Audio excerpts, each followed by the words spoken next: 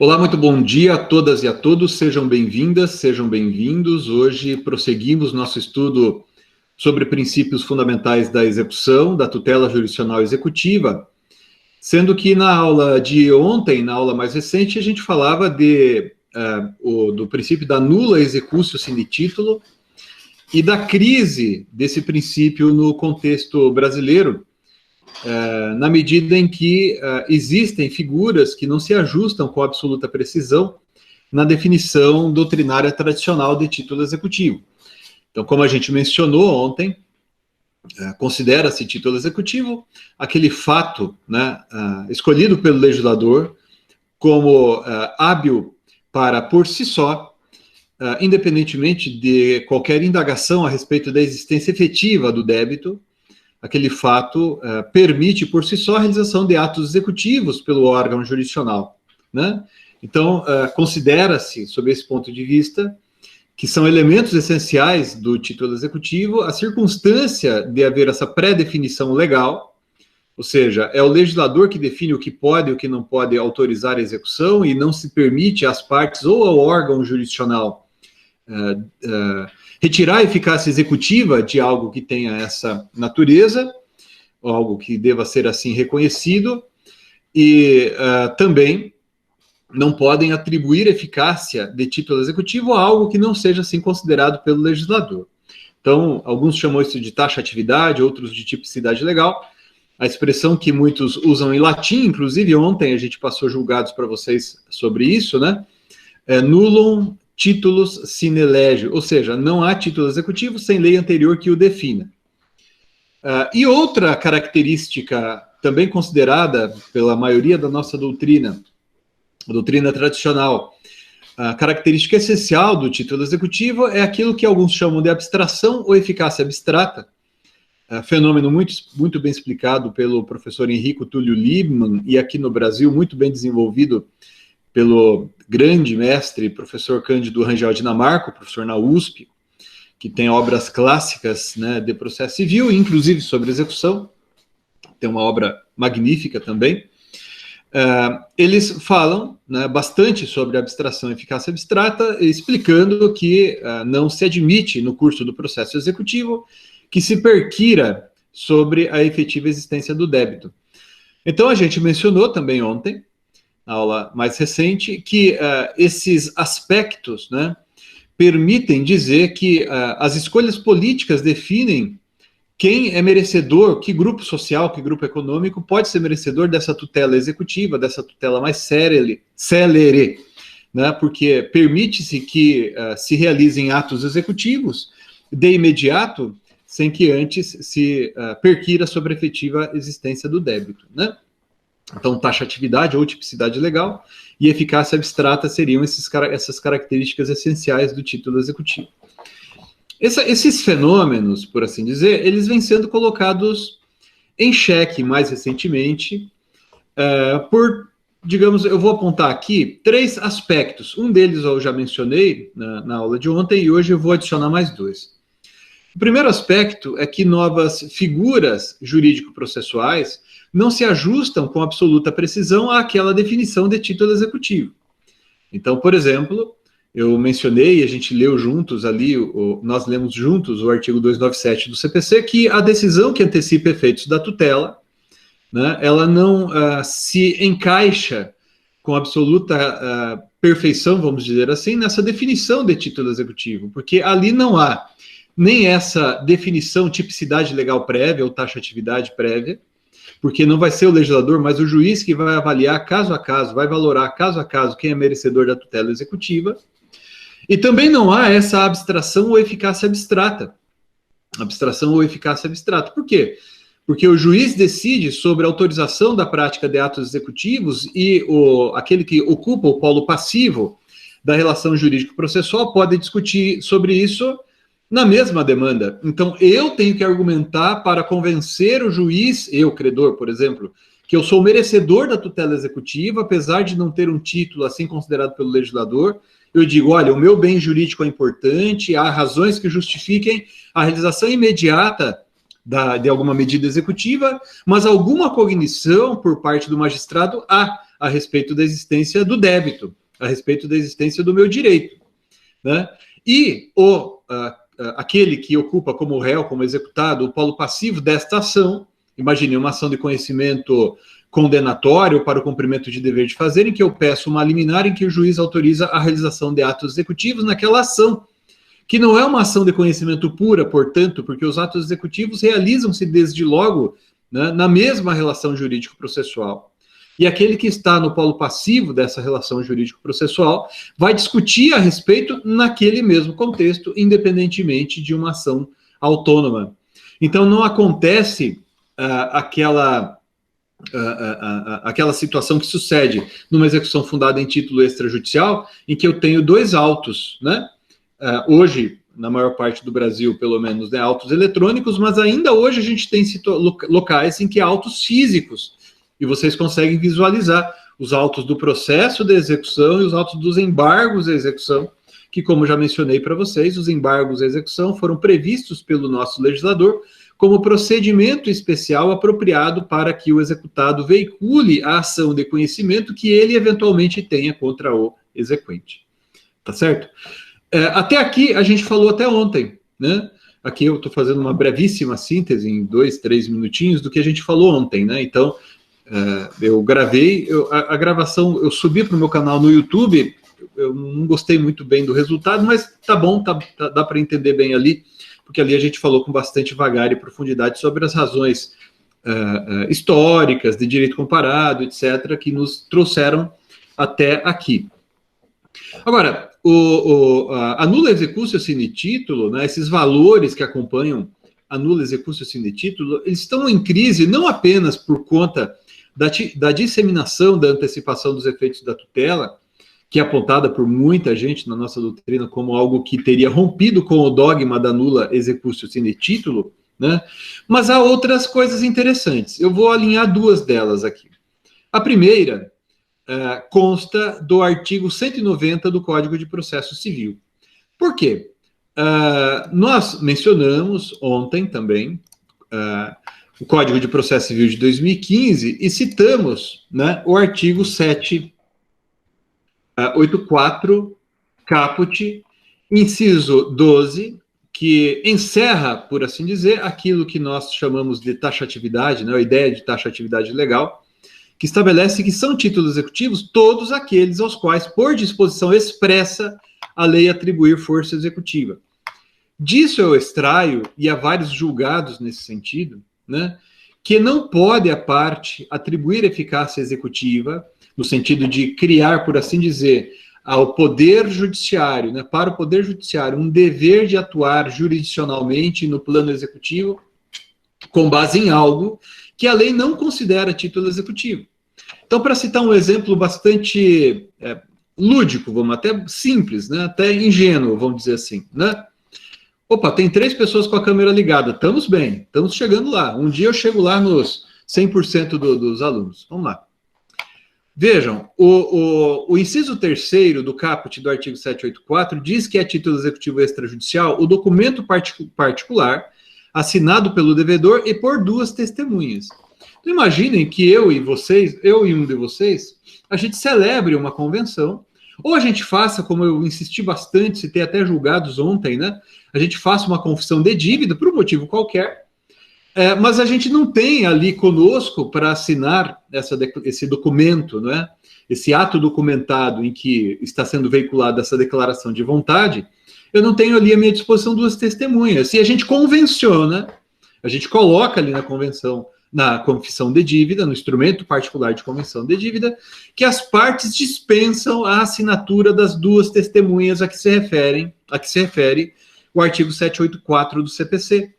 Então, as partes podem criar um título executivo extrajudicial que não esteja previsto na lei, ou as partes podem dispensar requisito existente na lei para que algo seja título executivo extrajudicial.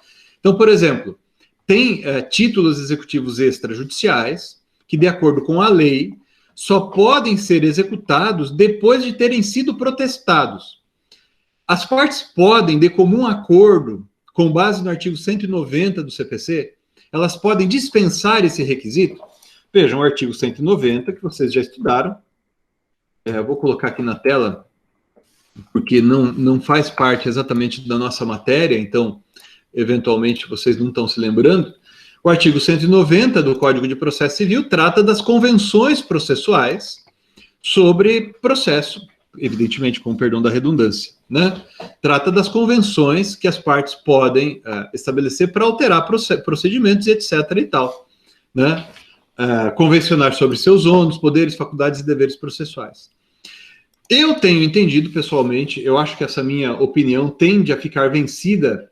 Eu tenho entendido e defendido que não incide o artigo 190 em relação a nula executio sine titulo, ou seja, as partes não podem criar título executivo extrajudicial que não esteja previsto na lei e as partes não podem dispensar requisito legal, dispensar requisito previsto na lei para que determinado fenômeno, né, tenha eficácia de título executivo, por conta dessa disposição que está no inciso 12 do caput do artigo 784.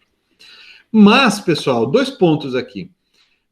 Embora eu pense desse modo mesmo, né, eu até escrevo, aqueles de vocês que já estão lendo ali o meu material, né, já devem ter notado isso, eu devo reconhecer e colocar aqui bem claramente para vocês que essa minha opinião tende, se ainda não é, ela tende a se tornar minoritária, porque há uma franca tendência na nossa doutrina e na nossa jurisprudência, né, no sentido de estimular a prática de atos pelas partes, atos autocompositivos pelas partes, a maior participação das partes na definição do objeto litigioso e no estímulo a meios compositivos, consensuais, a que as partes busquem soluções como a arbitragem, soluções extrajudiciais, em síntese, né? Então há, por assim dizer, um empoderamento, né, das partes, né, em relação aos atos que podem praticar. Então, sob esse ponto de vista, tenho a impressão de que, embora eu tenha essa opinião, eu tenho a impressão de que a tendência é que ela reste vencida, tá? Então, eu entendo que não podem as partes convencionar sobre requisitos do título executivo, dispensando esses requisitos, ou criar títulos executivos extrajudiciais que não estejam previstos na lei. De todo modo, pessoal, e aqui voltemos rapidamente ali ao artigo 784, inciso 3º, de todo modo, à luz do que dispõe o nosso Código de Processo Civil, no artigo 784, inciso 3º, essa questão ou essa discussão, de certo modo, podemos dizer que ela, se não é 100% vazia, ela carece de alguma utilidade prática. Por quê? Porque, vejam, é muito fácil fazer um título executivo extrajudicial. Basta que as partes tenham um documento particular assinado pelo devedor e por 2 testemunhas. Então, vejam, a lei não exige uma escritura pública para qualquer, embora a escritura pública que veicule uma declaração devedor também seja título executivo extrajudicial. Mas isso não é imprescindível. Então, eu posso, numa folha de caderno, de próprio punho, declarar que devo a alguém, por exemplo, né, colocar ali os elementos da obrigação, porque tem que ter um conteúdo, né, executável. Eu não posso. Não é título executivo uma declaração oca do devedor. Então, se eu digo assim na minha declaração, olha, reconheço que devo para algumas pessoas a quantia que minha consciência mandar, isso não é título executivo. Se eu digo, deixa eu ver alguém que está aqui com a câmera ligada, ó, o Eduardo, reconheço que devo para Eduardo a quantia de R$10.000, né, que vai vencer no dia 1 de dezembro de 2021. Brincadeira, tá? Isso aqui é um exemplo, né? Então, aqui eu tenho o título executivo. Por quê? Porque essa declaração veicula uma obrigação certa, líquida e exigível. O que é obrigação certa, líquida e exigível? Obrigação certa é aquela cujos elementos são conhecidos, né? Obrigação líquida é aquela cuja extensão é definida. Normalmente, isso acaba se referindo com muito mais frequência, acaba se referindo ao quantum de beato, ao valor devido, por exemplo, né? A extensão do valor devido. E uma obrigação exigível, ou seja, ela é atual, né? No caso, quando vencida, nesse exemplo, 1º de dezembro de 2021. Então, a atualidade da obrigação. Então, nesse caso, eu já tenho um título executivo. né? Basta que esse documento particular seja assinado pelo devedor e por duas testemunhas, que eu já terei, daí então, à minha disposição um título executivo. É por isso, pessoal, que eu acho que essa discussão vai, digamos, não acaba não tendo tanta repercussão no direito brasileiro, né? Por conta da facilidade que a gente tem de conceber títulos executivos extrajudiciais aqui em nosso contexto. Bom, esse é o segundo ponto, né, que, por assim dizer, coloca a nula executio sine título em crise. Um outro aspecto que tem a ver com a ideia de taxatividade também, e eu até mandei, coloquei ali no grupo para vocês o julgado do Superior Tribunal de Justiça, para vocês lerem, diz respeito, pessoal, deixa eu achar aqui, e vou colocar aqui na tela para vocês também, diz respeito ao fato, deixa eu achar, diz respeito ao fato de que, sim, exatamente, achei que vou colocar aqui na tela para vocês. Diz respeito ao fato de que os negócios jurídicos, melhor dizendo, a sociedade, a economia, né?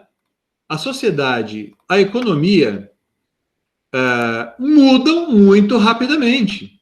E vejam, eu comentei isso com vocês na aula de ontem, longamente, né? Falei bastante sobre isso.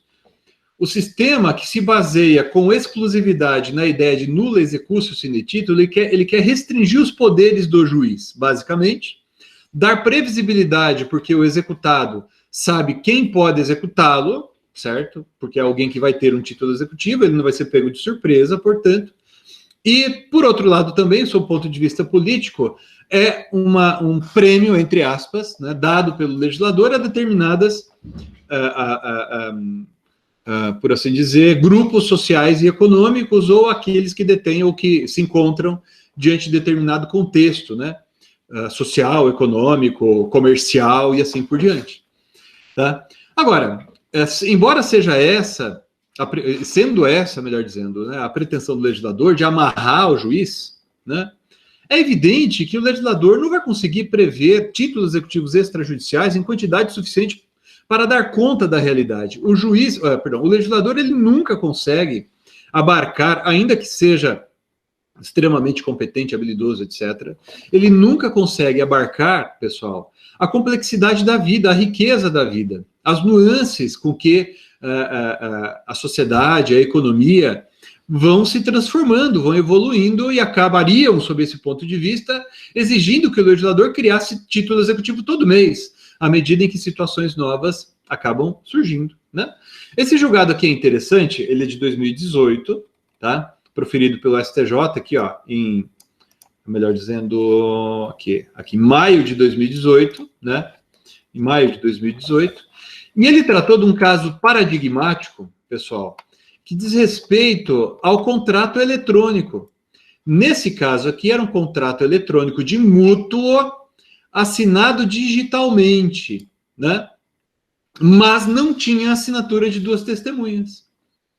Então, as partes fizeram um contrato eletrônico, no sentido, ali, de acordo com a legislação que permite, né, a assinatura digital, só que esse contrato não tinha assinatura de duas testemunhas. E vejam, muito certamente vocês fazem diariamente aí aquilo que muita gente chama de smart contracts, né? Contratos espertos, entre aspas, que são os contratos eletrônicos. Então, eu faço uma assinatura de um streaming, né? Desses sistemas que permitem que eu assista filmes, séries, etc., pela televisão. E o sinal chega pela internet. Você faz uma assinatura e você faz tudo ali, às vezes pelo celular ou pelo controle da televisão com o programa que interage com você. Na hora que você clica ali, aceito as condições, você fez um contrato. Mas aquilo não é um título executivo.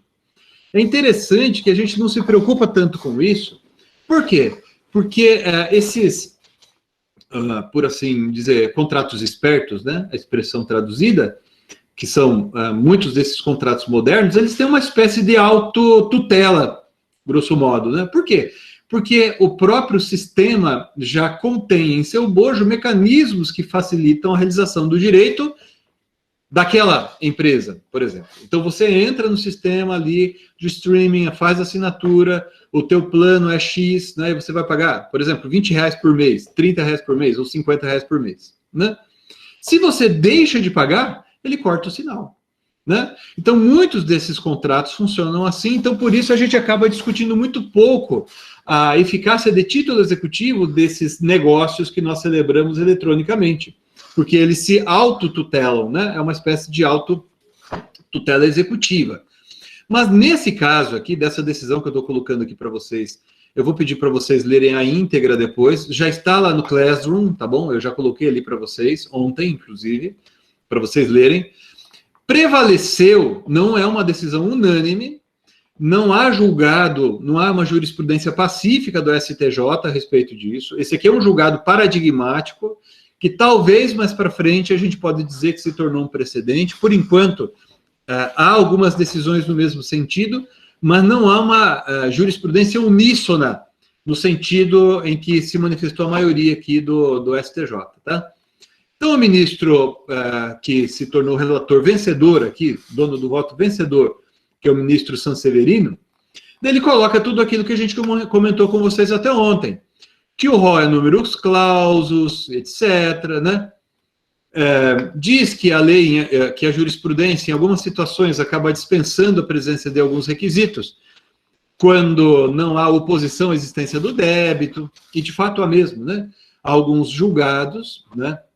Do Superior Tribunal de Justiça, inclusive, e eu já usei isso no meu dia a dia como advogado, que não admitem que se retire a força executiva de determinados títulos, ainda que lhes faltem determinados requisitos, alguns requisitos, se o executado, ao se opor à execução nos embargos, por exemplo, ele não discute a ausência do débito. Pelo contrário, ele, por assim dizer, discute o débito, o seu valor, o seu conteúdo e assim por diante. Então, se ele não põe em dúvida a existência do título, requisitos como a falta de testemunhas poderiam ser mitigados. Mas percebam que há toda uma relação da não decretação da nulidade em razão da ausência de prejuízo. Né? Mais ou menos esse argumento, ou da instrumentalidade das formas. Então, eu deixo de decretar a nulidade da execução por ausência de título se o executado não alega matéria, por exemplo, embora pudesse ser conhecida pelo juiz de ofício, e nos embargos ele discute o débito, ou seja, ele diz que há débito. Né? Então, sob esse ponto de vista, prevalece hoje, não é? Embora não haja tantas decisões nesse sentido, a orientação de que a decretação da nulidade pode ser mitigada. Mas nesse caso aqui, em especial, né, os ministros que compuseram, no caso, a maioria da terceira turma do STJ, foram no sentido de que a assinatura digital, né, poderia fazer com que, nesse caso, a gente poderia dispensar a assinatura de testemunhas. Recomendo a leitura, embora tenha 45 páginas, né, ele não é tão longo assim, dá para fazer uma leitura rápida, porque tem muitos recuos. E recomendo, sobretudo, a leitura do voto do ministro Cueva, que, com todo respeito à maioria da turma da terceira turma da STJ, que votou em sentido diverso, né, me parece que a orientação defendida pelo ministro Cueva é que é a correta. O ministro Cueva, Ricardo Vilas Boas Cueva, votou no sentido de que não se poderia reconhecer a eficácia de título executivo a documentos eletrônicos se não observadas as prescrições legais, como no caso, por exemplo, falta de assinatura de testemunhas. Aqui é uma frase, né? Entendimento dos princípios da taxatividade e da tipicidade dos títulos executivos. Tá? Então, tudo aquilo que a gente mencionou ontem é exaustivamente, insistentemente elaborado pela jurisprudência. Então, para fechar, esse é o terceiro aspecto que, a meu ver, coloca em xeque, por assim dizer, o princípio da nula executio sine titulo. A incapacidade, que é natural, que se esperar que seja assim, né? A incapacidade do legislador em dar conta da evolução, da transformação da sociedade e da economia, a ponto de prever tantos títulos executivos extrajudiciais quantos sejam necessários, por assim dizer, para acompanhar a evolução da sociedade e do direito material também, tá bom? Prosseguindo, um outro ponto, pessoal, que acabou faltando ontem sobre título executivo, diz respeito a forma e conteúdo do título executivo e aos caracteres da obrigação veiculada no título executivo. O Código de Processo Civil, em vários artigos, vejam, deixa eu colocar aqui para vocês na tela, para vocês acompanharem e gravarem isso. Código de Processo Civil, em várias disposições, então, por exemplo, aqui no artigo 783, né? Várias disposições, o legislador coloca que a execução para cobrança de crédito fundar-se-á sempre em título de obrigação certa, líquida e exigível. Obrigação certa, líquida e exigível. Depois, ali na frente, no 786, vai falar isso de novo, ó. Obrigação certa, líquida e exigível, consubstanciada em título executivo. Né? Vejam, eu tenho insistido muito nisso com vocês, pessoal, já falamos várias vezes, que não se confunde, aqui é de novo, no 803, inciso 1º, né? Anula a execução se o título executivo não corresponder à obrigação certa, líquida e exigível. Então, vejam, o título executivo, ele não é vazio, sem conteúdo, certo? O título executivo, que vai ser objeto de execução, ele deve conter, né, em seu bojo, uma obrigação certa, líquida e exigível. Uma coisa importante, não é correto, atenção, pessoal, não é correto falar em certeza da obrigação. Ok? Se um de vocês estiver olhando... Aliás, eu acho que tem até um julgado aqui, que nós usamos ontem, mas eu queria destacá-lo de novo, porque ele usa essa expressão, aqui, ele usa essa expressão, eu vou compartilhar com vocês também aqui, para vocês verem comigo, um julgado do STJ em que se usa essa expressão, certeza da obrigação, um julgado de 2011, vamos ver se está indo aí, isso está indo aqui para vocês, em que se usa a expressão certeza várias vezes, né, ó. Então, aqui nos termos do artigo 614 do Código Revogado, deve o credor juntar à inicial elementos que comprovem a certeza, a liquidez e exigibilidade do crédito. Então, veja, pessoal, era muito comum o uso da expressão certeza do título executivo. Certeza do título executivo. Né? Então, o título executivo tem que ser líquido. O título executivo é exigível. Esse jeito de se referir era muito comum, né? Então era muito frequente. Preste atenção nisso, pelo amor de Deus, porque advogado velho como eu, da minha geração, eu olho e não acho errado, não critico, porque velho tudo bem, né? A gente estudou à luz do Código Revogado. Agora, vocês não podem fazer isso, ok? Não é correto falar a certeza do título executivo, ou o título executivo é líquido, né? Vejam, pessoal, primeiro, os caracteres não são do título executivo. Esses caracteres são da obrigação veiculada no título executivo. Então, a obrigação que é certa, a obrigação é que é exigível, não é o título. O título é uma sentença, por exemplo, é a nota promissória, por exemplo, é o instrumento particular de confissão de dívida. Aquilo ali não é um título, né? Aquilo ali não é líquido. Ou não é líquido. O que é líquido ou não é a obrigação contida no título executivo. Então, você vai verificar ali se eu tenho uma obrigação de pagar uma quantia determinada, uma obrigação de fazer algo bem definido, uma obrigação de entregar X sacas de soja, cujo número está colocado ali. Daí a obrigação, ela é líquida. Obrigação líquida é aquela que é mensurada, medida, em qualquer medida. Normalmente, a gente vai usar unidades monetárias, né? A gente vai falar de obrigação de pagar 1, 100, 1000, 1 milhão de reais, tá bom? É a maior parte do nosso dia a dia, vamos dizer assim, lidar com a obrigação de pagar quantia em dinheiro. E já disse a vocês que sempre que o legislador usa a expressão obrigação de pagar quantia certa, ele está se referindo quantia em dinheiro certa. Né? Então, a quantia é determinada de dinheiro, de unidades monetárias, tá bom? Então, esses são elementos da obrigação veiculada no título executivo. Não é apropriado usar a expressão o título é ilíquido. Não, o título veicula uma obrigação ilíquida. Por isso que é errado, e a doutrina, em geral, critica a expressão que está no Código de Processo Civil, inclusive, liquidação de sentença. Por que não é correto falar em liquidação de sentença? O artigo 509 do Código de Processo Civil em diante vai falar da liquidação de sentença. Por que a doutrina critica o uso dessa expressão? Porque percebam, pessoal, não é a sentença que é ilíquida.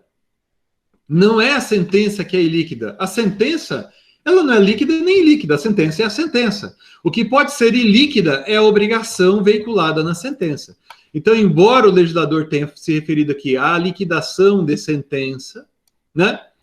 Vejam, ao pagamento de quantia ilíquida. Então, é a obrigação que falta liquidez. E daí a gente vai se valer da liquidação de sentença. Então, quando a sentença condena o réu a pagar uma indenização, né, por um valor não mensurado, ou seja, é uma quantia ilíquida, é uma quantia que eu ainda não sei a medida, não sei a extensão, aí nós vamos liquidar esse valor. Ou seja, liquidação dessa quantia, não da sentença. Mas o legislador usa essa expressão, tá bom? Mas vocês têm que entender bem isso. Antes de a gente voltar a falar da liquidação de sentença, deixa eu falar um pouquinho sobre aquela questão de certeza do título executivo. Com muita frequência, vocês lerão as pessoas usando a expressão certeza do título. Bom, essa expressão padece de dois erros. Por quê? Primeiro, a certeza, se fosse um elemento, não é do título, mas da obrigação, né? Como nós já mencionamos, porque a obrigação que é ilíquida, por exemplo, e não é o título. E segundo, a expressão certeza significa ausência de dúvida. Então, a doutrina, aqui no Brasil, dentre todos, eu recomendo quanto a esse ponto o professor Dinamarco, a doutrina diz que a expressão certeza é equivocada, porque como certeza é ausência de dúvida, e o juiz não se coloca em dúvida quanto à existência da obrigação para autorizar a execução. Vejam, abrindo parêntese, como a gente já falou ontem bastante, nas aulas anteriores, quando falamos da autonomia entre cognição e execução, falamos também, o juiz, quando recebe a petição inicial com o título executivo, ele vai autorizar a execução, bastando para tanto a presença do título. Ele não se coloca em dúvida, ou se ele se coloca em dúvida na cabeça dele sobre a existência da obrigação, ele não pode transpor isso para o processo. Ele não pode dizer assim, sei não se essa obrigação existe, hein, exequente? Então eu vou te intimar para provar o débito, por exemplo. Não, para ele basta o título. Né? O Carnelucci, o professor Francesco Carnelucci, ele comparava isso a um bilhete de passagem que você entrega ao cobrador do trem. No nosso caso aqui, que a gente praticamente não tem trem, né? Cobrador do ônibus, cobrador do avião. Né? Você entrega e entra no transporte. Né? E aquela pessoa que recebe não indaga o modo como você pagou, se pagou parcelado, o que é que você vai fazer no local de destino, para ele basta o bilhete de passagem. Esse exemplo é muito interessante, porque revela o pouco grau cognitivo que é que é manifestado nessa operação de verificar a presença do título executivo, né? Por isso que, inclusive, muita gente chega a questionar se há efetiva cognição judicial na execução de título extrajudicial, e a resposta é sim, há. É uma cognição parcial, limitada, né, aos requisitos da execução e a validade e adequação dos atos executivos. Por isso que correto, pessoal, como está ali no artigo 783, 786, 803, inciso 1º do CPC, não é certeza do título, nem certeza da obrigação, porque não se coloca em dúvida quanto à existência da obrigação, mas sim, a expressão correta é obrigação certa. Obrigação certa, ok? Até que tudo bem? Então vejam, o título executivo veicula obrigação certa, líquida e exigível. Se nós estivermos diante de uma decisão que reconhece a existência da obrigação, mas essa mesma decisão faz referência à natureza à existência da obrigação sem definir a quantia devida, aí, para essa hipótese, é que a legislação faz referência à liquidação da obrigação contida na sentença. E daí, pessoal, o Código de Processo Civil abre a possibilidade de nós nos valermos de dois procedimentos de liquidação. Um é a liquidação por arbitramento, que basicamente se realiza através de prova pericial, e outra é a liquidação que a lei chama de pelo procedimento comum, quando há necessidade de alegar e provar fato novo, né? Daí, então, nós estamos dessa liquidação por procedimento comum. Normalmente, quando a gente fala em liquidação da obrigação contida em sentença, nós estamos nos referindo a essas duas figuras aqui, E o que está em jogo, efetivamente, é a ausência de definição do quantum debeatur. A ausência de definição do quantum debeatur. Mas pode acontecer, e de fato, né, acontecem situações em que a finalidade da liquidação não é a apuração do quantum debeatur, né? Eu vou colocar aqui para vocês certamente já estudaram isso, né? O Código de Defesa do Consumidor, Lei 8.078 de 1990, quando fala da condenação do réu ao pagamento da indenização, e o que eu vou falar aqui para vocês diz respeito a direitos individuais homogêneos, né, nesse exemplo que eu vou mencionar aqui, o artigo 95 do CDC diz que, em caso de procedência do pedido, a condenação será genérica, ou seja, não é tutela específica, então é tutela específica versus tutela genérica, que a gente comentou na primeira aula sobre princípios, tá bom? Hoje a gente vai voltar a falar disso, né? A condenação será genérica, fixando a responsabilidade do réu pelos danos causados. O que é a responsabilidade do réu pelos danos causados, hein, pessoal? É o an debeatur. Então eu tenho o an debeatur, certo? Que é saber se o débito existe, e o quantum debeatur, que é a definição do valor devido. E daí o artigo 97 diz sobre a liquidação. Então eu, titular do direito individual, né, eu posso daí então requerer a execução daquela sentença proferida numa ação coletiva para a tutela de direitos individuais homogêneos para executar o meu direito.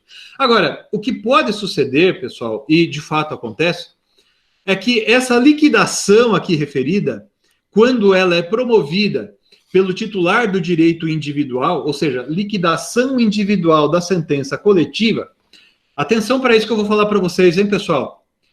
A liquidação individual da sentença coletiva, muitas vezes, talvez na maioria delas, não tem por objeto apenas a definição do valor devido, ou seja, o quantum debeatur, tá? Praticamente 100% dos casos, o objeto dessa liquidação, entre aspas, né, é também a definição da legitimidade ativa daquele titular do direito individual, né? E pode até mesmo haver situações em que sequer há liquidação verdadeira e própria. Por quê? Porque, às vezes, a sentença já definiu o valor devido e, na, aspas, liquidação, eu só vou ter que demonstrar que eu me encontro na condição de consumidor lesado, por exemplo, e posso me valer daquela sentença. Então, imagine a seguinte situação. Um exemplo bem famoso daquela farmacêutica que vendeu pílulas anticoncepcionais de farinha. Não sei se vocês se lembram desse episódio, que aconteceu alguns anos atrás e foi bem famoso. Então foram ajuizadas várias ações coletivas e essas empresas foram condenadas a indenizar as pessoas, as gestantes, por exemplo, né? As mamães que tiveram filhos e tomaram essa pílula de farinha. Então ela deveria provar a sua condição de titular de direito individual e o valor devido. Então a liquidação tinha por objeto a definição do quantum e a titularidade do direito individual. Mas eu posso estar diante de uma ação civil pública, uma ação coletiva qualquer, por exemplo, que reconheça a existência de direitos individuais homogêneos, certo? E ela própria, sentença condenatória, já defina aquilo que é devido ou quantum devido. Então imagine o seguinte, uma ação coletiva movida por uma associação qualquer de defesa do consumidor contra uma indústria eletrônica, porque ela vendeu produtos, um celular, por exemplo, um televisor ou um computador, por exemplo, com defeito. Daí o juiz coloca o seguinte, julga o pedido procedente, condenando a indústria X, ou a empresa Y, a condenar essa empresa, né, julga procedente pedido para condenar essa empresa, a, alternativamente, por opção do credor, no caso do consumidor, um produto novo, da mesma qualidade, marca, etc. e tal, ou o valor da nota fiscal reembolsado, né? Então, nesse caso, percebam, né?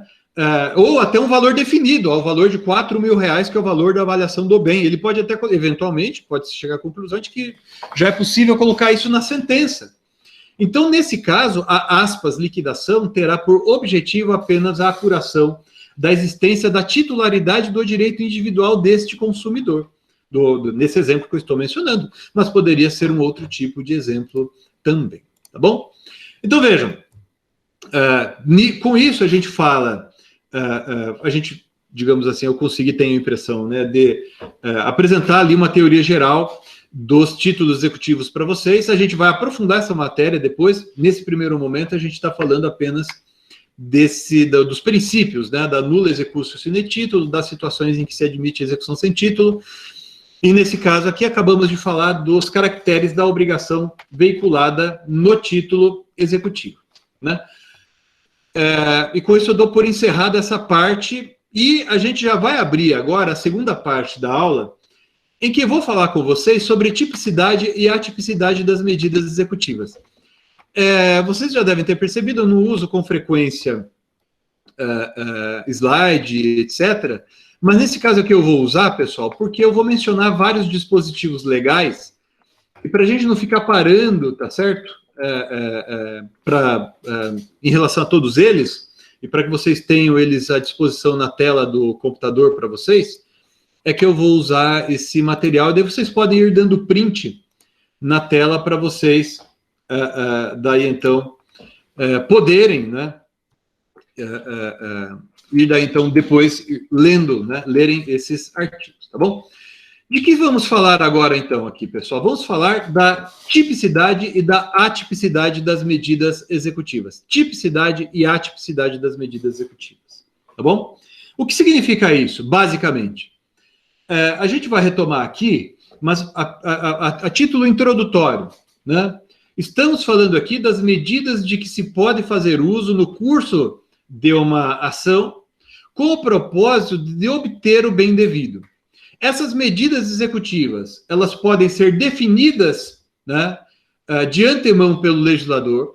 Então, o legislador estabelece quais as medidas executivas, ou pode suceder que o legislador não defina, senão exemplificativamente, quais medidas executivas podem ser empregadas. Então, aqui, a gente já tem uma manifestação da atipicidade das medidas executivas, né? Então, tipicidade, quando o legislador estabelece quais as medidas executivas podem ser empregadas, e atipicidade, quando o legislador não estabelece quais as medidas podem ser empregadas, senão exemplificativamente. E a atipicidade, ela é plena ou absoluta quando o legislador, além de não definir de antemão quais as medidas executivas que podem ser empregadas, além disso, o legislador não dispõe sobre o modo de realização dessas medidas executivas, né? Então, por exemplo, a execução, a medida executiva mais comumente empregada no nosso dia a dia, no meu escritório, por exemplo, agora a gente deve estar com aproximadamente 3 mil processos de execução, quase 100% deles tem a ver com a obrigação de pagar quantia em dinheiro, né? Obrigação de pagar quantia em dinheiro. A maior parte dessas medidas executivas, pessoal, são medidas para o recebimento de quantia em dinheiro, que se iniciam, vamos chamar assim, com a penhora. Então, vou definir qual o bem que vai ser objeto de execução, depois, se eu não penhorar dinheiro, eu vou alienar esse bem e vou entregar ao credor. Então, uma execução por subrogação, por expropriação e por alienação dos bens do executado. A gente vai observar daqui a pouco que o modo de realização dessas medidas executivas, nesse caso, é orientado pelo princípio da tipicidade das medidas executivas. Então, isso vale para o meio e para o modo. A gente vai observar que o legislador, ele estabelece de uma maneira cheia de minúcias, em vários dispositivos, todo o caminho a ser percorrido pelo órgão jurisdicional executivo, desde a penhora, qual bem pode ser penhorado, se houver vários bens que podem ser penhorados, como eu escolho ou identifico, né, defino qual deles vai ser penhorado, como avaliar quem vai ser o depositário, né? Há um procedimento especial, digamos assim, para a penhora de determinados bens. Então, se a penhora é de crédito, como é que eu faço? Se a penhora é de cota social, como é que eu faço? Então, percebam, a tipicidade, ela se manifesta de maneira bastante forte na execução por quantia certa para o recebimento, da execução para o recebimento de quantia em dinheiro, né? Porque o legislador, de maneira minuciosa, ele delineia todo o caminho a ser percorrido pelo magistrado até se chegar à obtenção do dinheiro e esse dinheiro ser entregue ao exequente, né? Então, a tipicidade, não atipicidade. Nesse caso, se manifesta porque aqui que eu coloquei aqui, o meio que pode ser empregado é definido por antecipação pelo legislador e o modo também é definido por antecipação do legislador, com antecipação pelo legislador. Agora, há situações em que impera a atipicidade, tá certo? Há situações em que impera a atipicidade. Eu vou colocar aqui para vocês, desde já, o que consta do artigo 536 do Código de Processo Civil, parágrafo 1º, né, para que vocês já vejam aqui comigo e entendam do que eu estou falando aqui. Eu acabei de mencionar, pessoal, uma situação em que o legislador, né, define com precisão, com nitidez, com clareza, de maneira minuciosa, todo o caminho a ser percorrido. Agora, eu estou mencionando aqui, desse caso, na tutela dos deveres de fazer, de não fazer, entregar coisa, né, o entregar coisa está no 538, mas esse parágrafo 1º se aplica ali também. Percebam a diferença. O parágrafo 1º do artigo 536 estabelece que o magistrado, para a obtenção da tutela específica de deveres de fazer e de não fazer, ele pode determinar, olha bem, prestem atenção aqui, pessoal, determinar, entre outras medidas, a imposição de multa, busca e apreensão, remoção de pessoas e coisas, etc. Vejam, o rol aqui referido, ele é taxativo? Não, ele é exemplificativo. O juiz pode determinar, entre outras medidas, as aqui referidas. E mais, o legislador, ele não discrimina de maneira exaustiva o modo como essas medidas executivas haverão de ser realizadas. Por isso que a gente diz que, nesse caso aqui, nós estamos diante da atipicidade das medidas executivas, tá bom? E quando nós falamos, pessoal, de medidas executivas, nós compreendemos que tem essa natureza, tanto as medidas executivas diretas, lembram, na primeira aula a gente falou bastante disso, quanto as medidas executivas indiretas, ou seja, a execução, a tutela jurisdicional executiva, quando estou diante de execução por subrogação e também quando estou diante de execução por coerção, né? Então, é a execução quando eu faço penhora de bens do executado, alieno esses bens e entrego o dinheiro ao exequente? Sim, mas nesse caso, execução por subrogação, porque o órgão jurisdicional, ele atua no lugar, entre aspas, do executado. Ele não é representante do executado, ele não atua por procuração do executado, ou nada disso, né? O órgão jurisdicional executivo atua com o propósito de realizar o direito contido no título executivo, por exemplo, e, para tanto, ele realiza toda a operação independentemente da participação do executado, não raro, para não dizer 100% das vezes, com oposição ferrenha do executado. Agora, a execução também, nos casos em que a participação do executado é importante.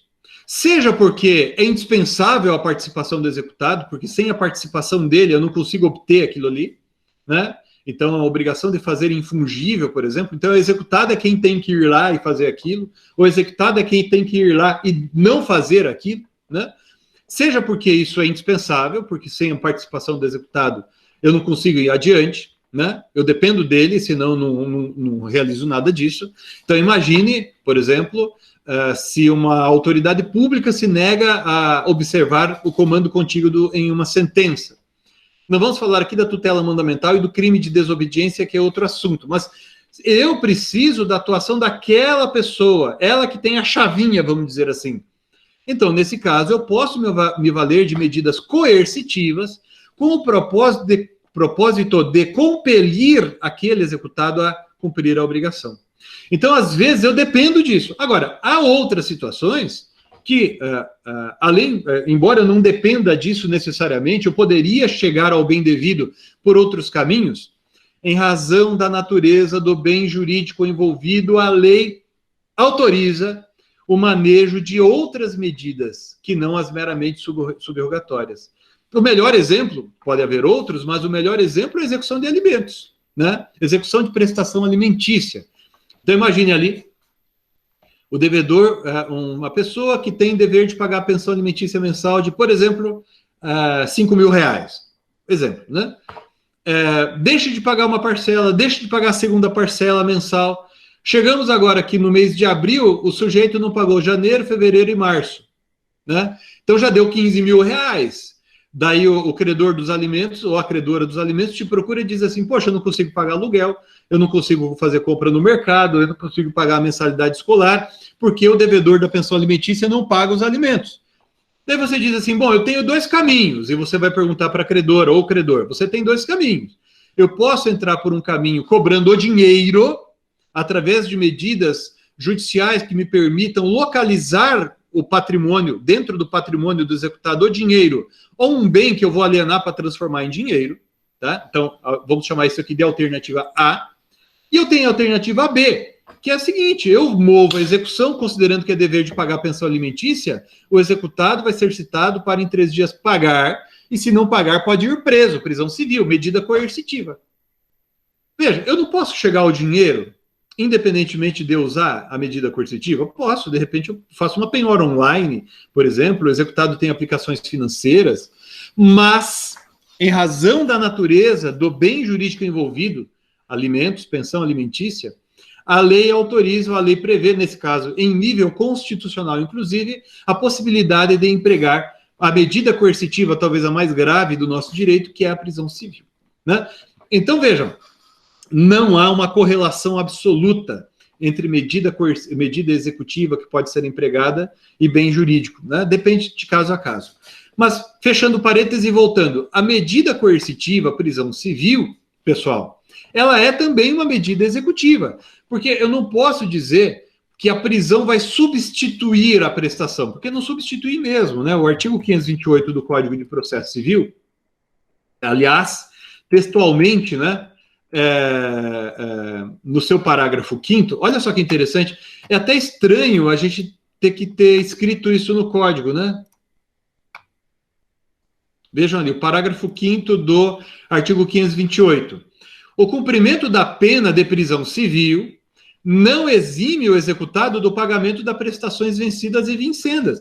Veja, a gente não voltou naquela época do direito romano em que o credor tinha direito a partes do corpo do devedor em satisfação da obrigação. Eu poderia tomar o devedor como escravo em satisfação da obrigação? Não. A prisão civil, como medida coercitiva, ela existe para compelir o executado a cumprir a obrigação. Mas se ele, executado, eventualmente vier a ficar preso, isso não satisfaz a obrigação. Isso é uma medida executiva. É similar à penhora. Claro, não é a mesma coisa, mas é uma medida executiva, assim como a penhora é uma medida executiva. Tá bom? Então, não confundamos essas situações aqui mencionadas. Tá? E não confundir também, pessoal, com a tutela mandamental. Deixa eu achar aqui o artigo do Código de Processo Civil, né? Eu quero passar aqui para vocês também. Ah, não, eu estou procurando o lugar errado aqui. É o artigo 536.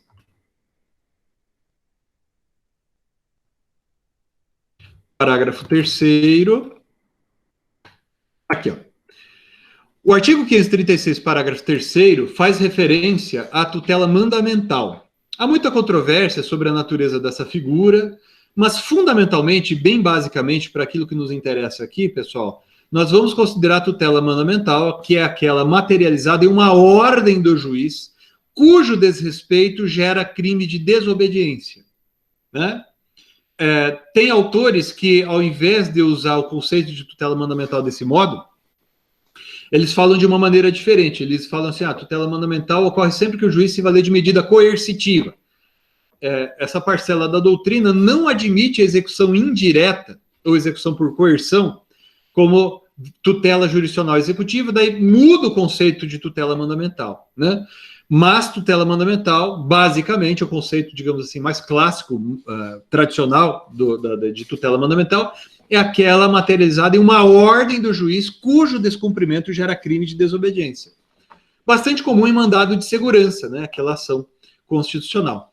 Mas essa medida, no contexto geral das medidas executivas de que pode se valer o órgão jurisdicional na execução, ela é aqui também compreendida como uma medida executiva admissível, né? Então, vamos voltar aqui para o slide, só para a gente fechar esse ponto e passar adiante. E daí, pessoal, eu vou pedir para vocês, se perderem alguma coisa, não conseguirem anotar alguma coisa, não fiquem preocupados, porque vocês podem ir dando print aí na página, tá bom? Para vocês, ou também eu posso passar isso depois para vocês aí anotarem, tá certo? Então, vejam, é disso que estamos falando. Próximo tópico, né, é que essas medidas coercitivas, né, elas podem ser tanto pessoais quanto patrimoniais. Então, pessoais, a prisão civil é o melhor exemplo, e patrimoniais, que está ali também no 536, no 537 do CPC, a mais comumente empregada é a multa, né, a multa como medida coercitiva. Mas, além dessas medidas pessoais ou patrimoniais, há medidas coercitivas híbridas, que são chamadas assim na doutrina por alguns de medidas coercitivas mistas. Que são essas medidas coercitivas híbridas ou mistas, pessoal? São aquelas que não têm nitidamente um caráter nem patrimonial nem pessoal. Então, por exemplo, se você diz que o juiz, numa determinada situação, ele determinou a suspensão da carteira de habilitação para dirigir veículos automotores do executado. Essa medida é uma medida coercitiva pessoal ou patrimonial? Eu já vi gente falando que tem uma natureza híbrida, porque não apenas restringe a liberdade de atuação profissional, por exemplo, do executado, como também impede, né, o executado de ganhar dinheiro. Se eu, por exemplo, estabeleço uma medida que impede, uma medida coercitiva com o intuito de, exemplo, impedir uma empresa de contratar com o poder público. Essa medida coercitiva é pessoal ou patrimonial? É uma medida coercitiva híbrida, né? Agora, o que é interessante mencionar, pessoal, aqui, e eu trouxe até um julgado que chamou bem a atenção desse aspecto para vocês, eu vou colocar aqui na tela, para vocês lerem comigo. É uma decisão proferida pelo Superior Tribunal de Justiça, que teve como relatora a ministra Nancy Andrighi, né, e que fala exatamente dessa questão da patrimonialidade, né? Princípio da patrimonialidade da execução. Por quê? Porque muita gente da doutrina, criticando o artigo 139, inciso 4º, que a gente vai comentar daqui a pouco, né? Criticando esse dispositivo, coloca assim, olha, esses meios atípicos e coercitivos, indiretos, né, na execução de obrigações, violaria o princípio da patrimonialidade. E, de fato, tem muita gente boa, viu, na doutrina que fala isso, né? Por quê? Porque, sob esse ponto de vista, a execução atingiria apenas o patrimônio financeiro, patrimônio de bens mesmo, materiais, né, de direitos do executado. Então, não atingiria a esfera jurídica do executado, além da patrimonial, né? Então, não poderia me valer de medidas executivas que não observassem esse aspecto da patrimonialidade. Mas, como diz aqui a ministra corretamente, a meu ver, não se pode confundir a natureza das medidas de coerção psicológica, que são apenas medidas executivas indiretas, com sanções civis de natureza material, com as sanções civis de natureza material que são capazes de ofender a garantia da patrimonialidade. Então, o que ela está colocando aqui, basicamente, pessoal, é que a medida coercitiva não substitui a obrigação. Ela é empregada com o propósito de compelir o executado para que ele cumpra a obrigação. Deixa eu voltar ali no começo do julgado, só para passar o número aqui para vocês. Recursos em habeas corpus, número 99.606. Parêntese aqui. Peraí, Medina, recurso em habeas corpus, então vocês estão aqui na faculdade, certamente estão estudando processo penal, se não certamente, bem provavelmente neste ano também, então vocês estão estudando bastante habeas corpus, né? Ué, alguém diria, mas isso aqui não é um remédio penal? Não é algo próprio do processo penal? Na verdade, não necessariamente, porque aqui se costuma dizer, nesses casos, e esse aqui é um caso, em que o juiz empregou como medida executiva atípica, né, a restrição ao direito de dirigir com a suspensão da carteira nacional de habilitação do devedor. Então, se entendeu que aqui estava em jogo a liberdade de locomoção, ou seja, o direito de ir e vir do executado, e por isso ele entrou aqui com o habeas corpus, né? Eu mandei para vocês no grupo ali no Classroom, pessoal, algumas notícias interessantes do STJ e dois julgados, particularmente, do STJ sobre esse tema, que eu peço que vocês leiam, a gente vai voltar a essa matéria daqui a pouco, tá? Agora, nós temos, importante, medidas coercitivas patrimoniais e pessoais, né? O princípio da patrimonialidade não é absoluto em nosso direito, porque se admite o emprego de medidas coercitivas que não afetem apenas o patrimônio do executado, né, como, por exemplo, a prisão civil. E eu vou colocar aqui para vocês outras medidas executivas típicas que são previstas na própria lei processual. Então, além dessas que estou mencionando aqui, que está aí na tela para vocês agora, pode haver outras medidas previstas em algumas leis especiais que disciplinem procedimentos específicos, né? A gente aqui está se referindo, neste momento, àquelas mencionadas no CPC. Então, eu mencionei aqui as mistas e híbridas, mas há medidas coercitivas típicas, como a prisão civil, que mencionei que está ali no artigo 528. Outra medida executiva típica, que também tem natureza coercitiva, é a inscrição do nome do executado em cadastro de inadimplentes, que está mencionada no artigo 782, parágrafos 3º a 5º do Código de Processo Civil, e também o protesto, que está no artigo 517. O protesto, que é uma medida coercitiva prevista no artigo 517 do CPC. Olha que interessante, não raro, quando você fala com um comerciante, por exemplo, e você fala da possibilidade dele ter uma duplicata protestada, ele morre de medo, porque ter um título protestado é algo muito ruim para determinados empresários. Essa é uma medida coercitiva prevista aqui no Código de Processo Civil, mas, pessoal, vejam, a lei processual prevê essa medida coercitiva apenas em relação à decisão judicial transitada em julgado. Aqui eu vou tomar a liberdade de abrir um paralelo, pessoal, para vocês, que é o seguinte: muita gente diz que o protesto é uma medida coercitiva, às vezes mais grave do que essas tantas que a gente estuda quando estuda processo de execução, tutela judicial executiva. Tanto é assim que aquele projeto de lei que trata da desjudicialização da execução, aqui deixa eu abrir a tela para falar melhor com vocês, aquele projeto de lei que fala da desjudicialização da execução judicial, né?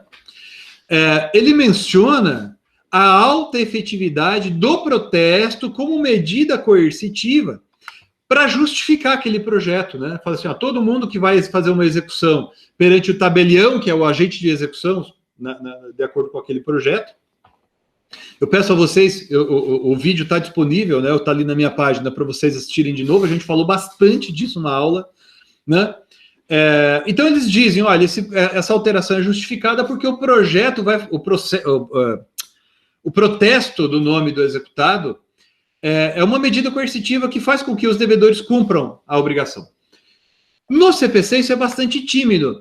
Nós temos leis especiais, como, por exemplo, a própria lei que regula o protesto, que admitem, né, o protesto de determinados títulos.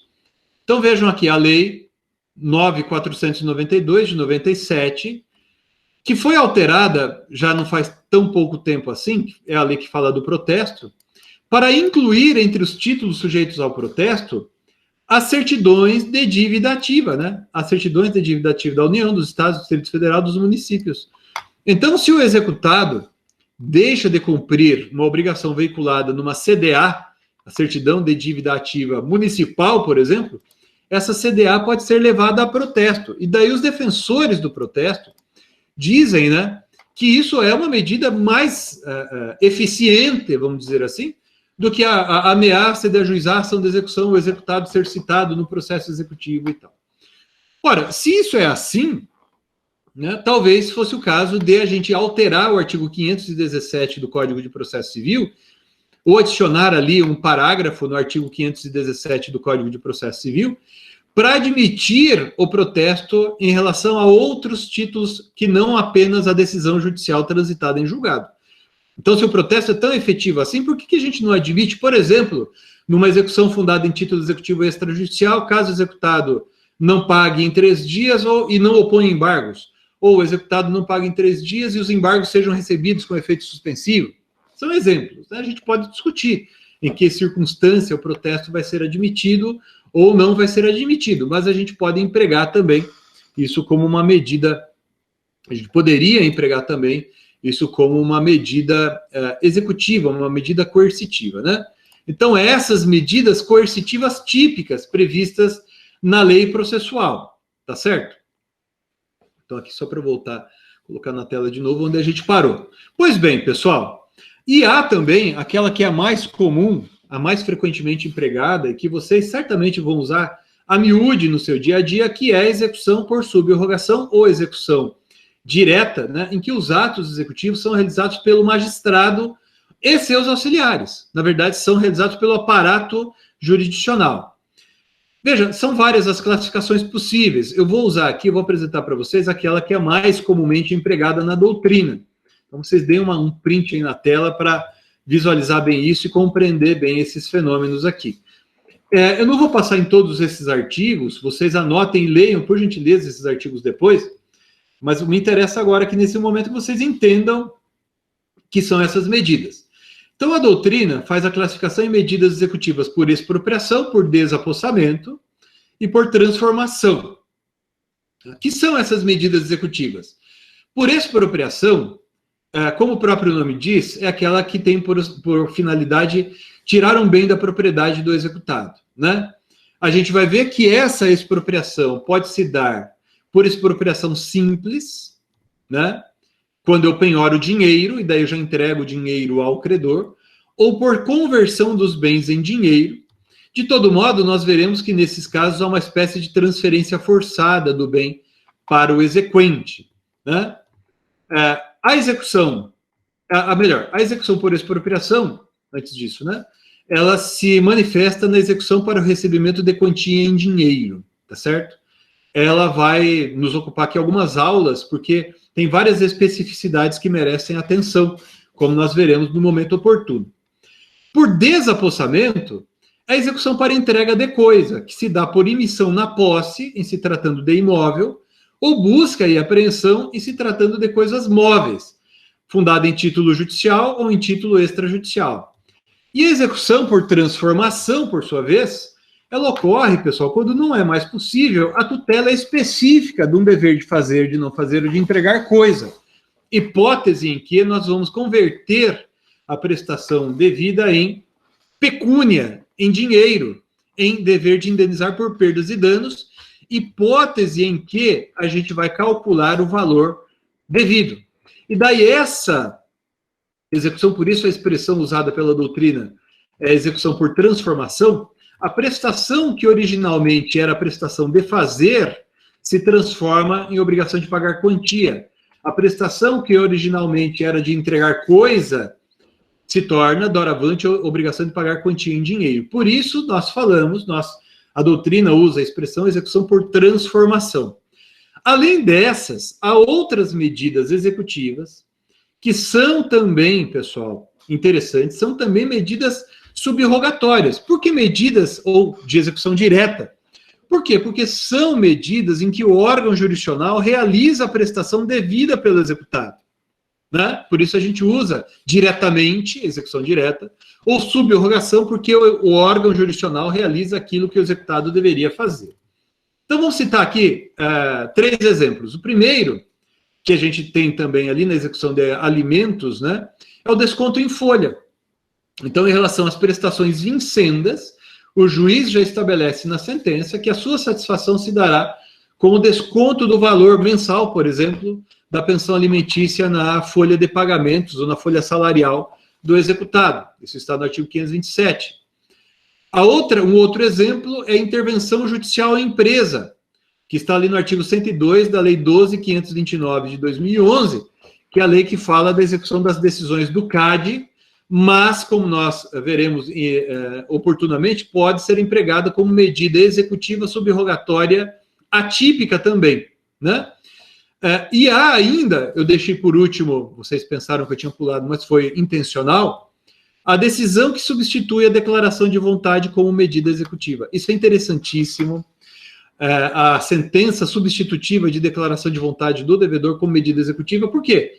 Porque há situações em que o credor tem direito a uma declaração de vontade do devedor.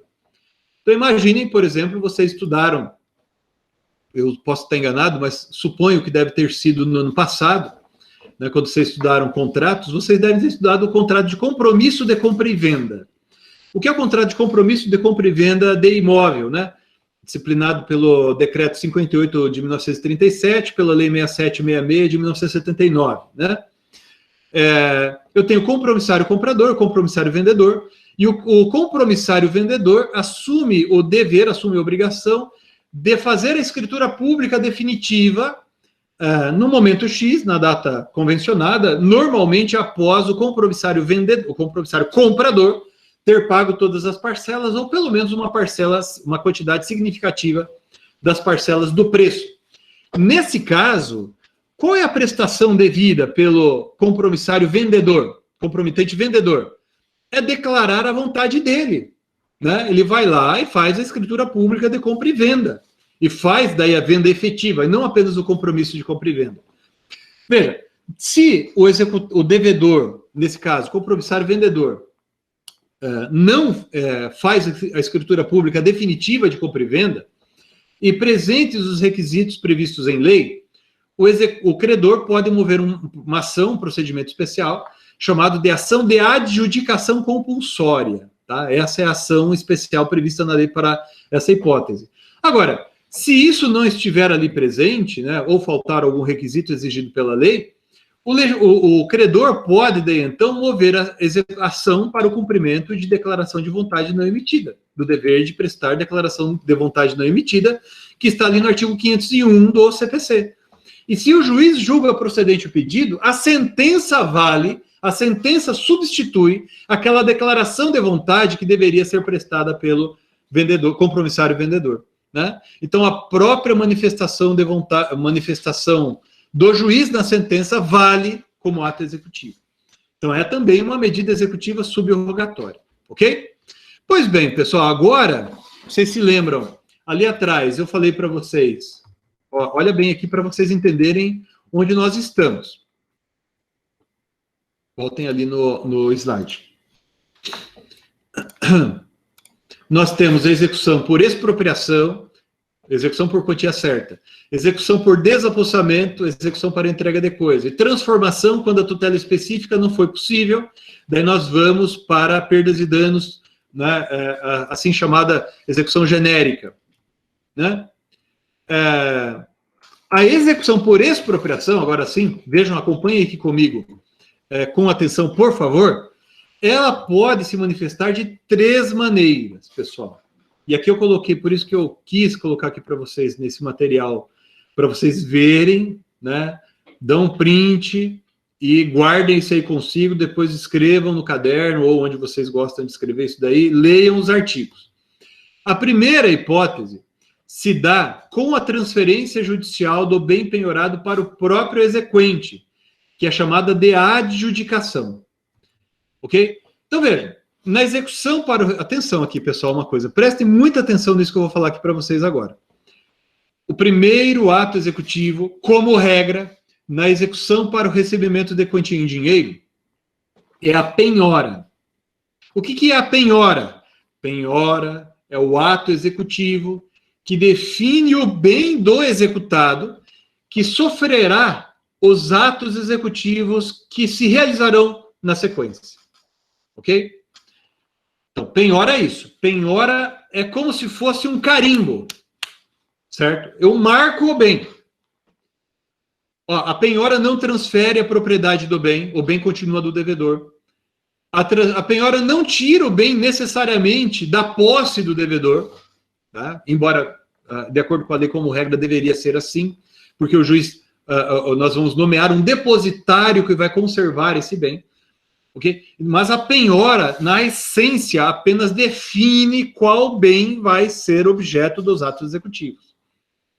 Se eu penhoro dinheiro, e eu estou movendo uma execução para o recebimento de dinheiro, qual o próximo ato executivo? A entrega do dinheiro ao exequente. Agora, pessoal, com exceção de vocês aqui, meus alunos, minhas alunas aqui da universidade, estão no 4º ano, todo mundo bem, aquinhoado financeiramente, que tem um monte de dinheiro na conta, então daí eu faria uma execução e penhoraria dinheiro de cara. Não é o que acontece com boa parte dos devedores, tá certo? Tem devedores que realmente estão numa situação complicada financeiramente, então tem essa pessoa que não tem dinheiro na conta. E tem o devedor que realmente é o devedor que não quer pagar mesmo. Tá? Então ele sabe que o credor vai cobrar e ele tira todo o dinheiro da conta, transfere para a conta de terceiros, de laranja, etc. Então a gente vê tudo isso, tá? Normalmente, quando a relação obrigacional entra em crise, no sentido de, o que é crise da relação obrigacional aqui? Uma mora do devedor e uma mora, às vezes, injustificável do devedor, né? Em virtude da qual o devedor simplesmente diz, não vou pagar, e ponto. Né? Então, no Brasil, eu não sei se em outros lugares do mundo, eu já visitei muito lugar, mas não conheço o mundo inteiro, mas não sei se em outros lugares do mundo há esse sentimento que tem aqui no Brasil, essa cultura de que tudo bem não pagar as dívidas. Vou discutir judicialmente as minhas obrigações. Né? Eu vou ali, faço um empréstimo a juros de acordo com a lei e tal. Em 3 meses, no máximo, eu deixo de pagar as prestações, movo uma ação revisional e não quero cumprir para com minhas obrigações. Isso é algo muito comum aqui entre nós, infelizmente, né? Então, notem, quando isso acontece, né, e eu vou procurar bens do devedor, normalmente eu já não vou achar dinheiro. Então, é muito raro, para não dizer até incomum, encontrar dinheiro de cara para penhorar. Se eu encontro dinheiro de cara, ocorre, pessoal, o que nós chamamos de expropriação simples. O que é expropriação simples? É aquela que se dá com a entrega do dinheiro penhorado ao exequente em pagamento. É o sonho de todo exequente e até dos juízes. Por quê? Porque com isso o processo de execução acabou. Agora, se eu não acho bens no patrimônio, não acho dinheiro no patrimônio do executado, pessoal, o que é que eu tenho que fazer? A execução para receber dinheiro. O que é que vocês acham que eu tenho que fazer? Eu vou ter que localizar dinheiro no patrimônio do executado. Né? Então, eu vou localizar dinheiro no patrimônio do executado. Daí, quando eu localizo dinheiro, vou localizar bens no patrimônio do executado para converter em dinheiro. Daí começam as discussões. Quais bens podem ser penhorados? Bom, tem que ser bens em quantidade para pagar tudo que eu estou cobrando ali. Está no 831. Mas eu não posso penhorar bens impenhoráveis ou inalienáveis. Aí começa a confusão. Porque vejam o rol de bens impenhoráveis. Está ali no artigo 833. Além de poder haver leis especiais prevendo outros bens impenhoráveis. Exemplo, bem de família, impenhorável está aqui no 833. Né?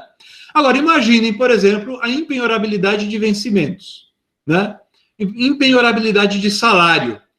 A jurisprudência, apesar do que a lei aqui coloca, né, como limite 50 salários mínimos, a jurisprudência tem admitido penhora de vencimentos em valor inferior a 50 salários mínimos. Mas há toda uma discussão sobre em que situações pode ser penhorado, não pode ser penhorado. Então, notem, a penhora é sempre um caminho tortuoso, porque primeiro a gente vai discutir quais bens podem ser penhorados ou não.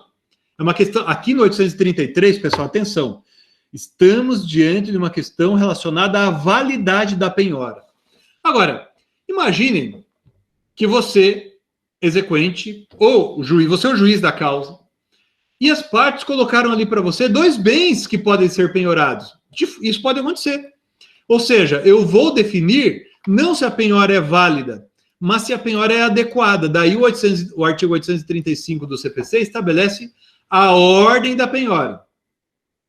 Daí, veja, primeiro o dinheiro, que a gente já falou, que é a expropriação simples, que é sempre prioritária, está no parágrafo 1º do artigo 835, mas depois, pessoal, entre o que está aqui nos incisos que vem na sequência, não tem tem uma ordem preferencial que não é absoluta.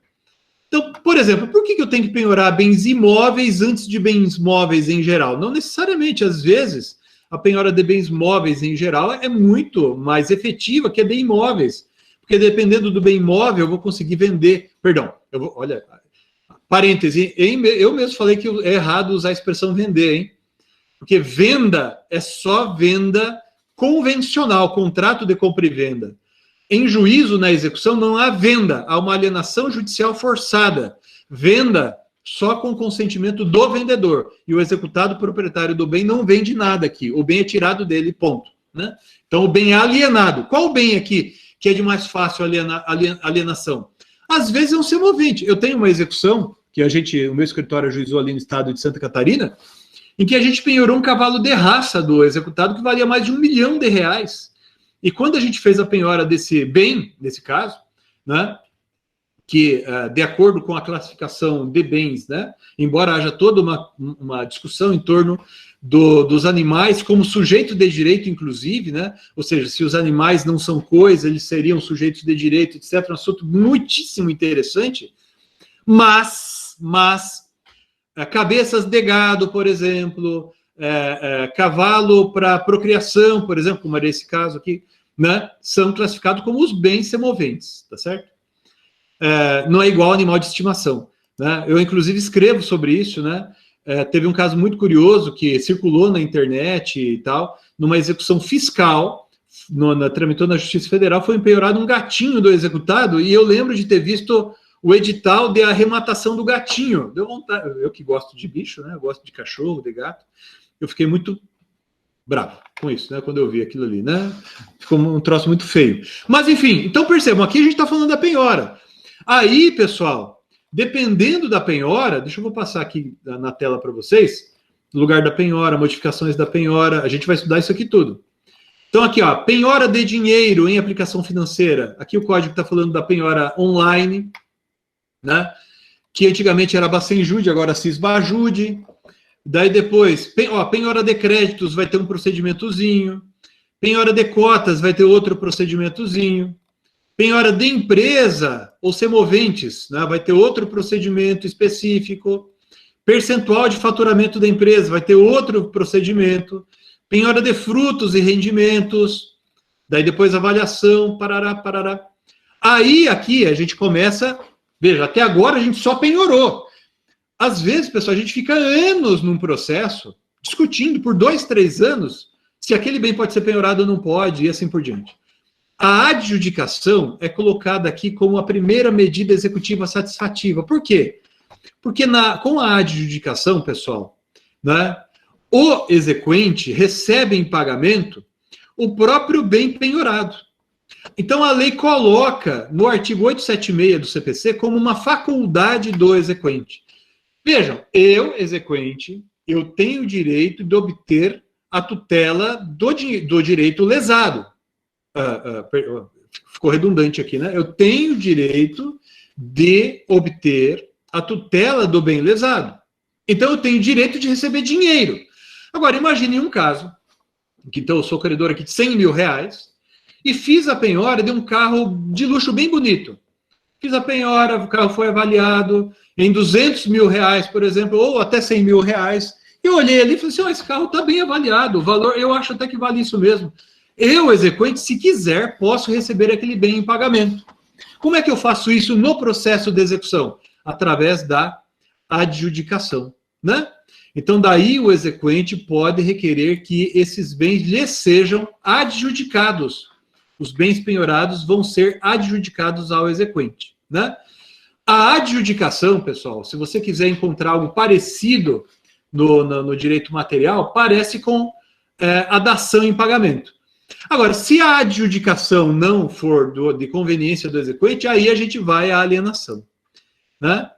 A alienação também chamada de arrematação em leilão, que pode se dar por iniciativa particular, ou em leilão, o leilão judicial que pode ser eletrônico ou presencial. Daí a alienação, eu vou passar bem rápido aqui, mas vejam comigo, ó, enquanto eu passo aqui. Tem todo um procedimento prévio de definição, porque a alienação se dá em leilão, então a gente vai ter que publicar editais desse leilão, vai ter o leiloeiro, então vem ali esse sujeito. vai ter os terceiros que vão participar do leilão, né? Então, eu tenho o arrematante, ó, a quem vai oferecer lance, né? Quem pode, quem não pode oferecer lance, tá? O valor do lance, olha o tanto de coisa que a gente estuda aqui só para falar do leilão, né, judicial do bem.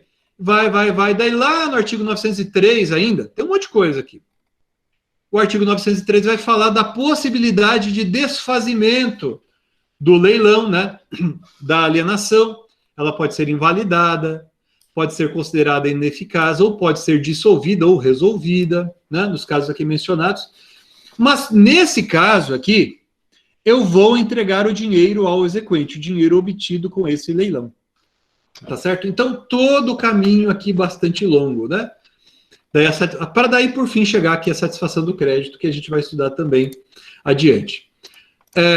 Deixa eu colocar aqui para vocês na tela, de novo, aquele slide, que eu já estou chegando no final. E há também a possibilidade, está aqui no item C, né, do slide, transferência do direito de receber frutos e rendimentos da empresa, que é a hipótese menos frequente, menos comum, embora também possível. Ela é menos frequente porque dá muito trabalho, né? Eu tenho que nomear um administrador judicial, por exemplo, que vai colher os rendimentos de uma empresa, né, por exemplo, né, para entregar ao exequente, né?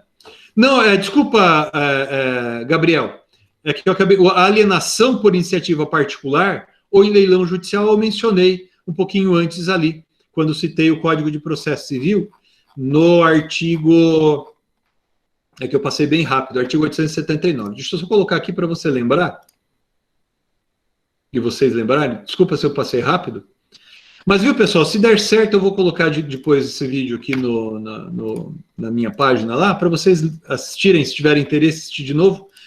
Tá? Então, a alienação que está ali, que é o segundo daquele slide, Gabriel, e pessoal, está aqui no artigo 879, tá bom?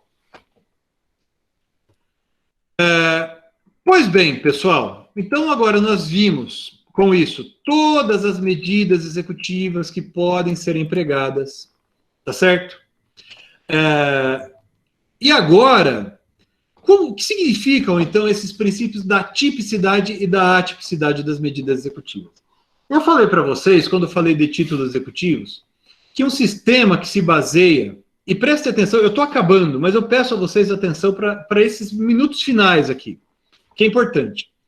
Eu falei agora há pouco, e na aula passada, do princípio da nula executio sine titulo, e eu disse a vocês que esse princípio, né, ele é a marca, por assim dizer, né, esse princípio é a marca, por assim dizer, de um modelo em que a sociedade e a economia são relativamente estáveis e simples.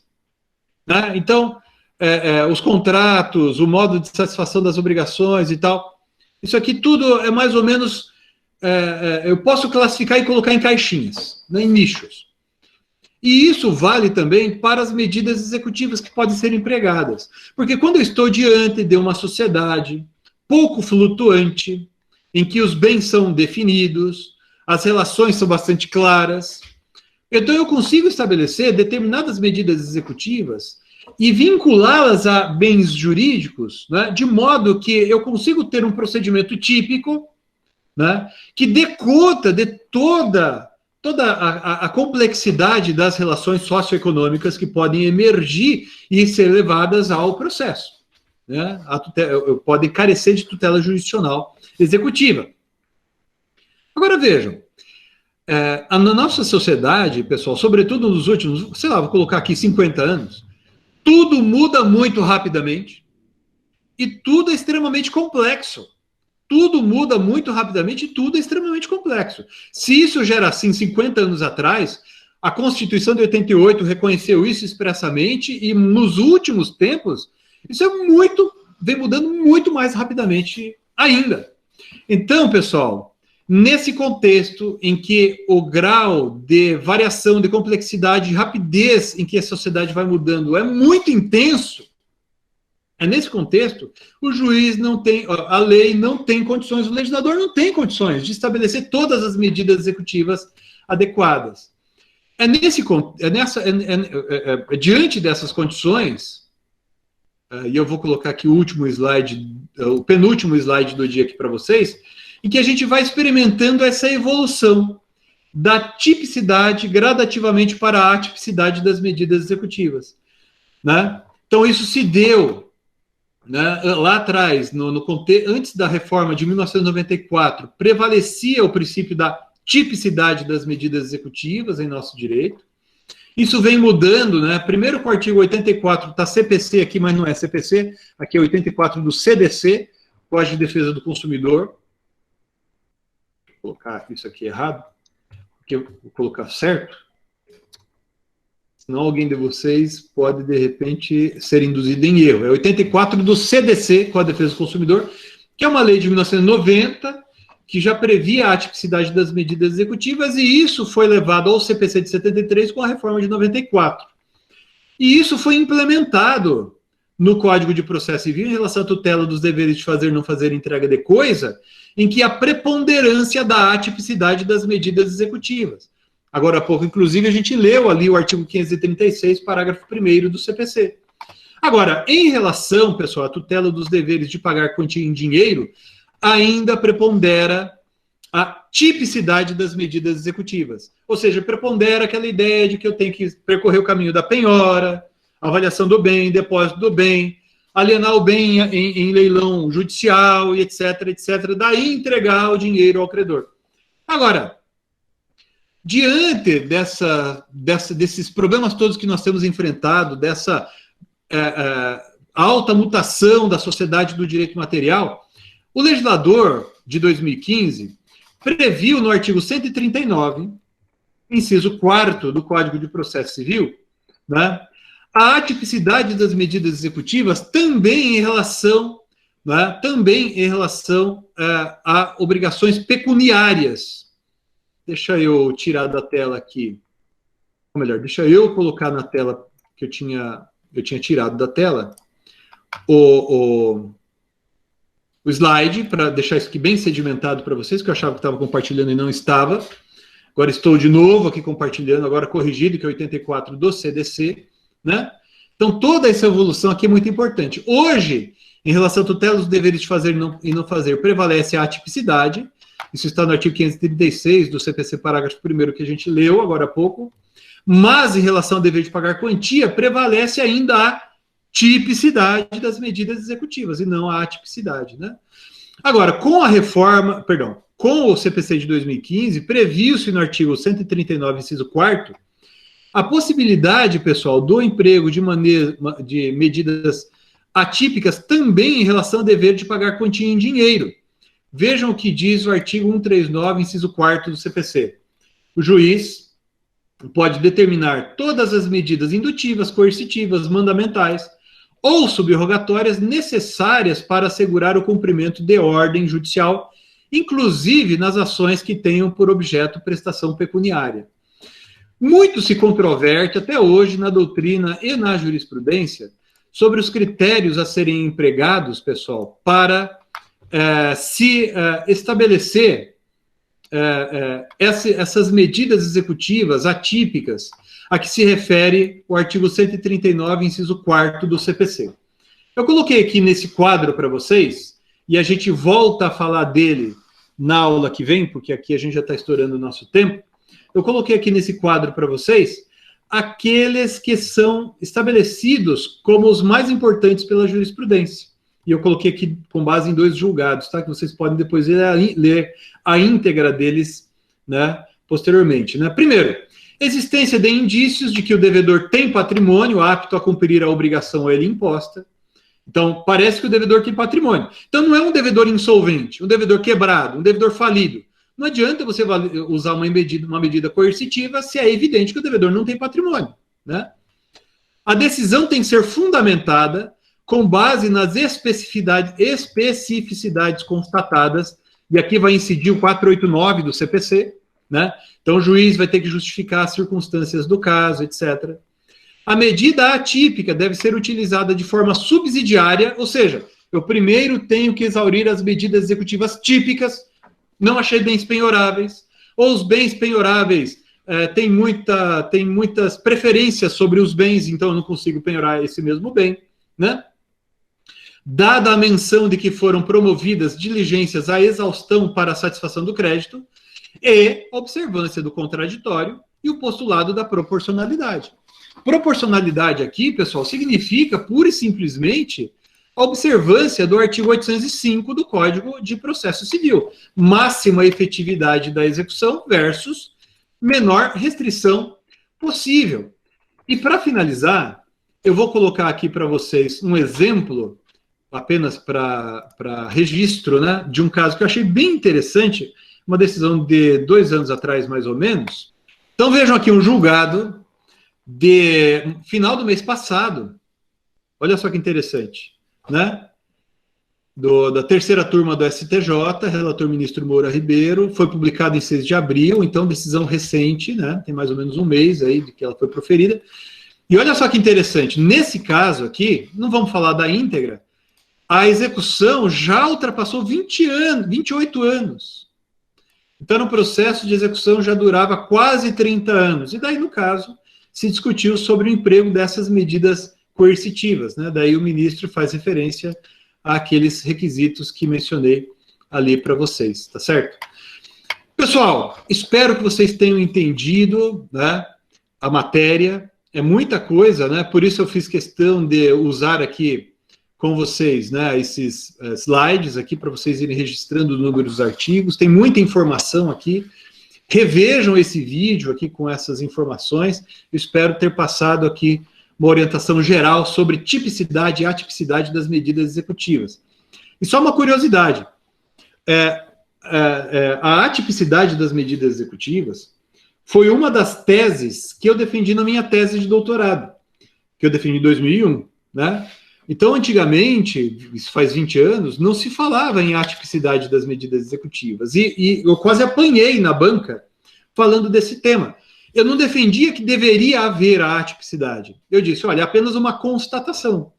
O legislador não está sabendo, ou não tem, de fato, condições de lidar com as variações do direito material e da sociedade, e daí ele acaba se valendo cada vez mais de medidas executivas atípicas a serem empregadas pelo juiz caso a caso, né? A obra está esgotada, a edição mais recente esgotou em 2019, não deu tempo de fazer uma nova ainda, mas espero em breve poder fazer isso, tá bom?